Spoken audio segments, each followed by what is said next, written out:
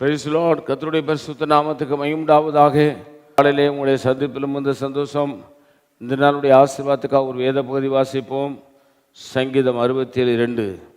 தேவரீர் எங்களுக்கு இறங்கி எங்களை ஆசீர்வதித்து உம்முடைய முகத்தை எங்கள் மேல் பிரகாசிக்க பண்ணும்.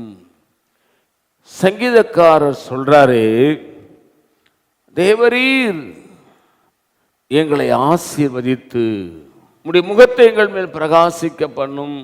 நம்மளை ஆசீர்வதிக்கிறது மனிதர்கள் அல்ல, நம்மளை ஆசீர்வதிக்கிறது ஊழியக்காரர்கள் அல்ல, நம்மளை ஆசீர்வதிக்கிறது தீர்க்கதரிசிகள் அல்ல, நம்மளை ஆசீர்வதிக்கிறது கிருபை பெற்றவர்கள் அல்ல. அவர்கள் எல்லாரும் தேவனுக்கு வேலை செய்கிற வேலைக்காரர்கள். ஆனால் அவர்கள் ஆசீர்வதிக்கிற ஆசீர்வாதம் ஆண்டவருக்கு பிரியமாக இருந்தால் தான் நடக்கும். அதனால தான் சங்கீதக்காரன் அதை அறிந்து எங்கேயும் போய் தலையை காட்டாதபடிக்கு ஆண்டவர்கிட்ட தலையை காட்டுறாரு.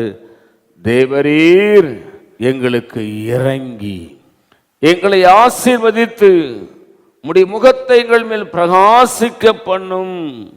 ஆண்டவரே, நான் நெருக்கப்படுறேன், நான் கஷ்டப்படுறேன், கடினமாக உழைக்கிறேன், என் வாழ்க்கையில் ஒரு நன்மையும் இல்லைப்பா, எல்லாம் வெறுமையாக இருக்கிறது, எல்லாம் விரயமாக இருக்கிறது, மிகுந்த சஞ்சலத்தோடு இருக்கிற, கஷ்டத்தோடு இருக்கிற, இயேசுவே எனக்கு இறங்கி என்னை ஆசீர்வதித்து உம்முடைய முகத்தை என் மேல் பிரகாசிக்க பண்ணும். முழங்கால் படிட்டு ஜெபிங்க, ஜெபிச்சுக்கிட்டே இருங்க.